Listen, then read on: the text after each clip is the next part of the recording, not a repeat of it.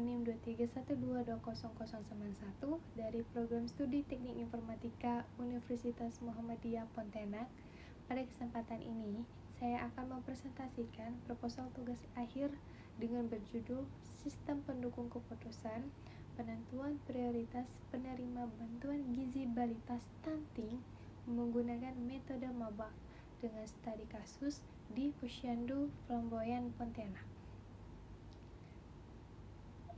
Presentasi ini akan membahas latar belakang, rumusan masalah, tujuan, dan batasan penelitian, landasan teori, serta metode penelitian yang digunakan. Posyandu adalah upaya kesehatan berbasis masyarakat yang berperan penting dalam pemantauan tumbuh kembang balita, imunisasi, hingga pemberian makanan tambahan, sehingga menjadi sarana strategis dalam pencegahan stunting berdasarkan Survei Stunting Gizi Indonesia 2024. Prevalensi stunting sebesar 19,8% atau sekitar 4,48 juta balita, turun dari 21,5% di tahun 2023. Namun demikian, angka ini masih jauh dari target RPJMN sebesar 14,2% pada tahun 2029. Saat ini, penuntun penerima bantuan gizi masih dilakukan secara manual, sehingga berpotensi kurang objektif.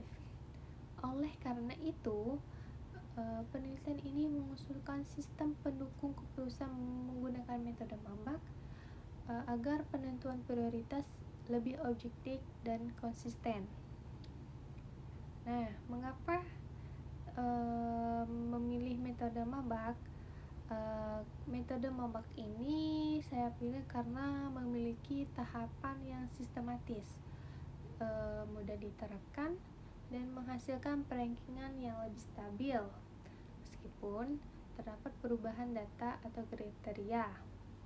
Beberapa penelitian sebelumnya telah menerapkan metode mabak pada penentuan penerima bantuan beasiswa dan seleksi lainnya.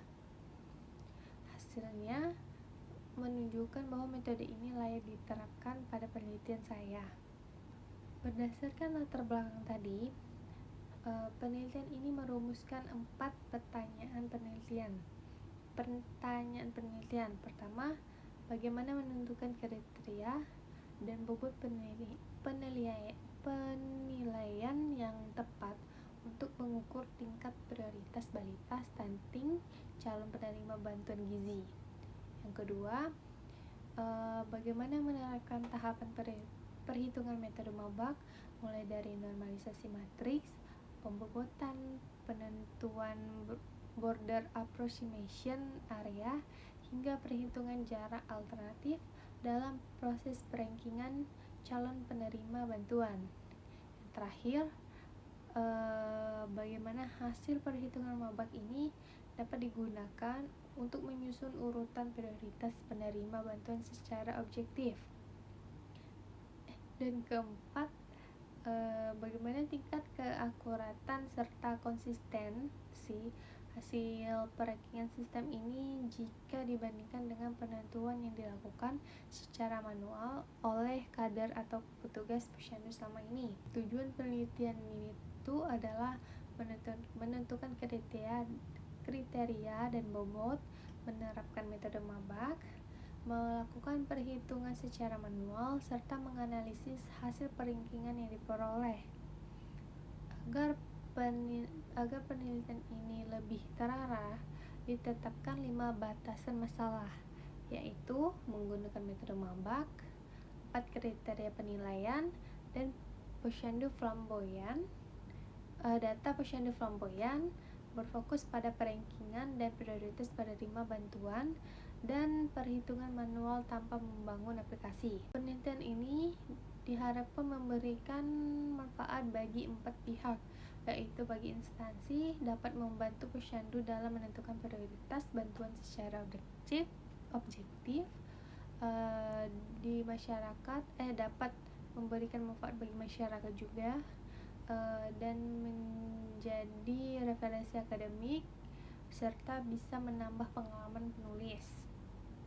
Sebelum masuk ke metode penelitian, saya jelaskan dulu dua landasan teori utama.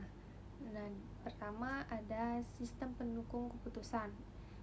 Itu dapat membantu proses pengambilan keputusan.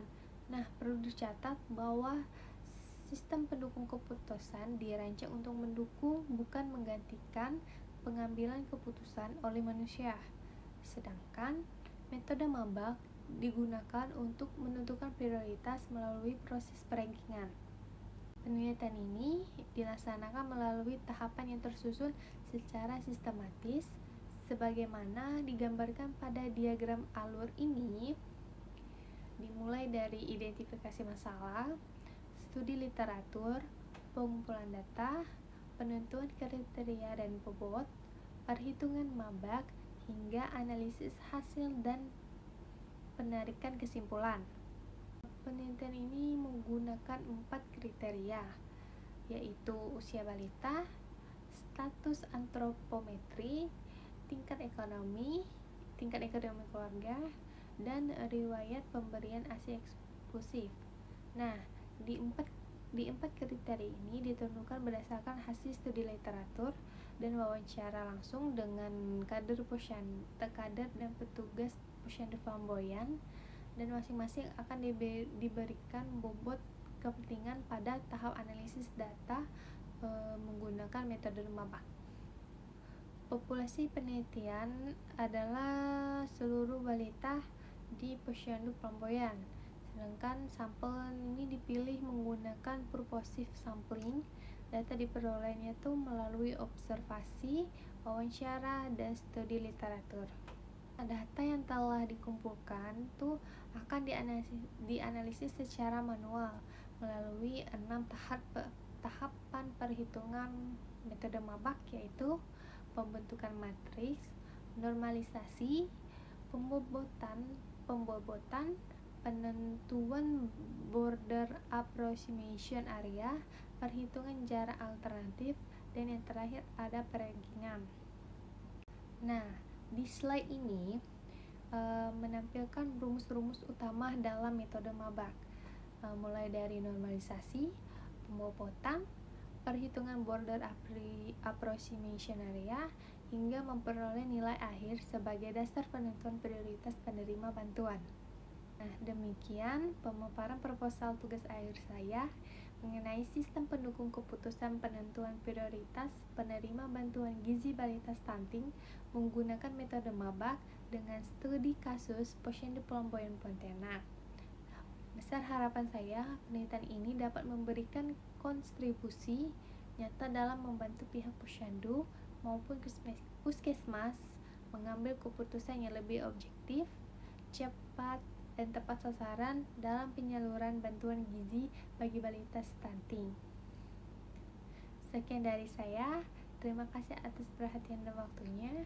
Wassalamualaikum warahmatullahi wabarakatuh. I just had to let you know you're